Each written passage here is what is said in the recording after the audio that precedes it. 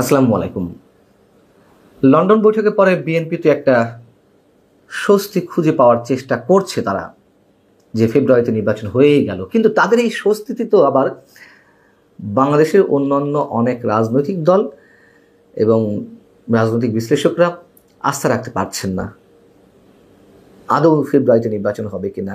ঠিক একই রকমভাবে বিএনপির এই বক্তব্যে আস্থা রাখতে পারছেন না বিদেশি কূটনীতিকরাও।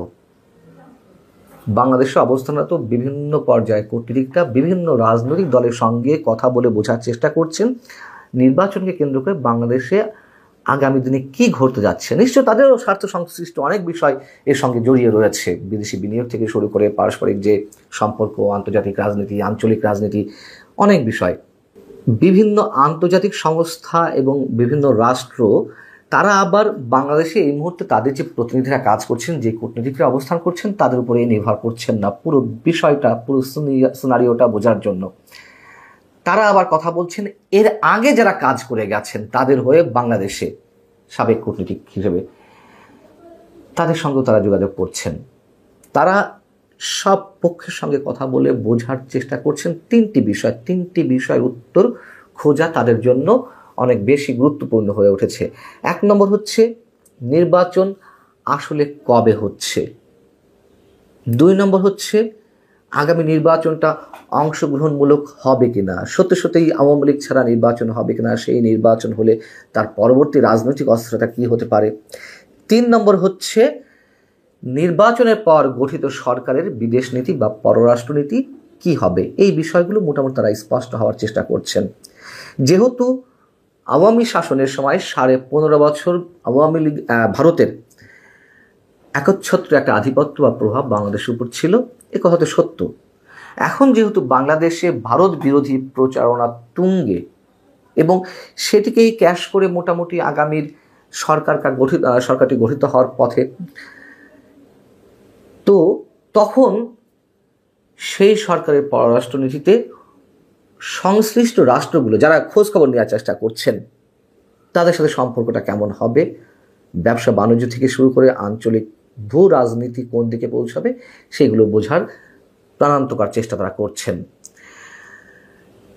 এবং স্পষ্ট করে বললেন বিশ্বব্যাংক, যুক্তরাজ্য, জার্মান, জাপান, চীন, এই রাষ্ট্রগুলো আরও বেশি উদ্গ্রীব যে বাংলাদেশের রাজনীতি আগামীতে কি হয়। এখন যেটি জানা গেছে বা এটি তো স্পষ্ট, তারা আগ্রহী ঠিক যে কি হতে যাচ্ছে, কিন্তু সবার চিন্তা ভাবনা তো নিশ্চয়ই এক না। নিশ্চয়ই যুক্তরাষ্ট্র বা জাতিসংঘ বা ইউরোপীয় ইউনিয়ন খুব বেশি দ্রুত বাংলাদেশে নির্বাচন হোক এটি তো চায় না, এটি স্পষ্ট। না চাইলেও তারা খোঁজখবর নিশ্চয় রাখছে।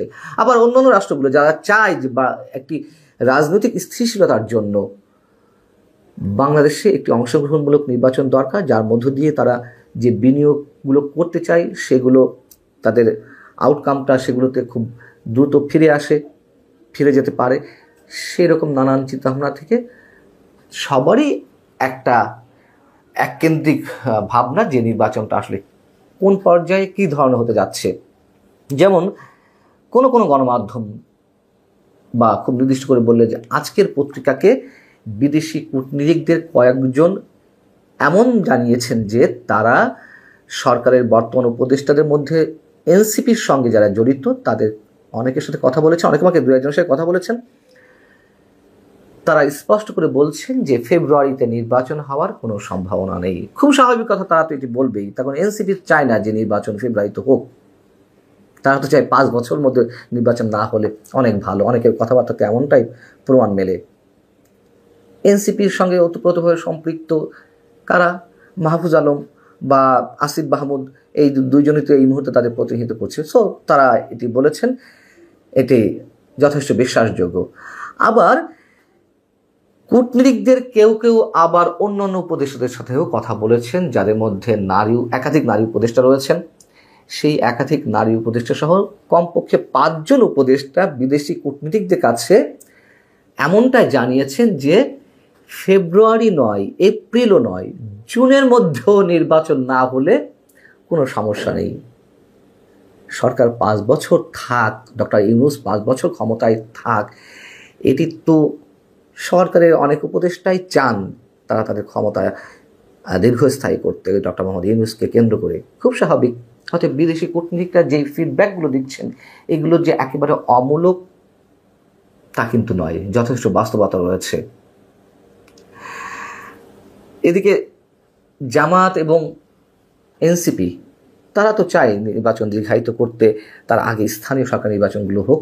সেই জায়গা থেকে আবার এই কথাও জানা যাচ্ছে যে জাতীয় নির্বাচনের আগে দেশের 12টি সিটি কর্পোরেশনের নির্বাচন দেওয়ার একটা তোড়জোড় শুরু করা হয়েছে।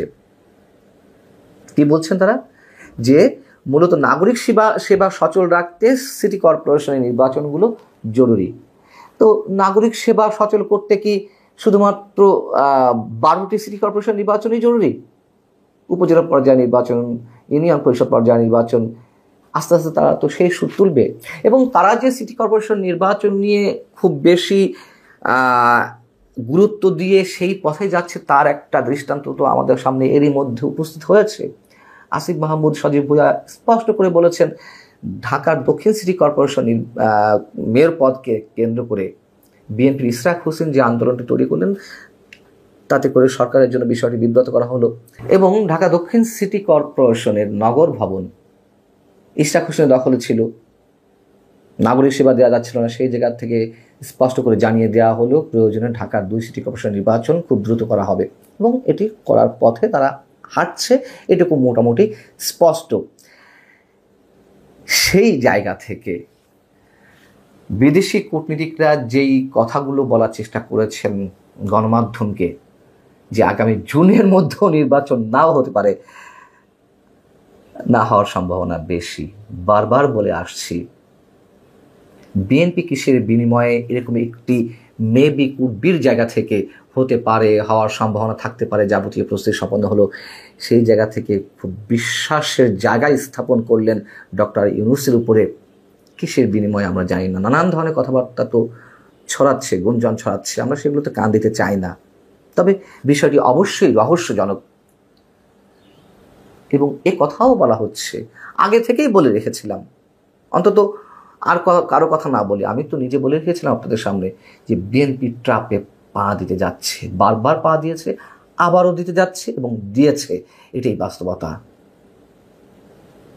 কিন্তু তারপরেও এটুকু বলি, সবসময় যেটি বলি, ডক্টর মোহাম্মদ ইউনূস যেই এজেন্ডা নিয়ে এগোচ্ছেন সেই এজেন্ডা বাস্তবায়নের পথে তিনি অনেক দূর হয়তো হাঁটবেন, কিন্তু সম্পূর্ণটা তিনি নিজের মতো করে বাস্তবায়ন করতে পারবেন কিনা, অথবা তার আগে তার নিজের ভাগ্যে কি পরিণতি ঘটে সেটা নিয়েও তো নানান ধরনের প্রশ্ন রয়েছে। ভালো থাকুন সবাই, আল্লাহ হাফেজ।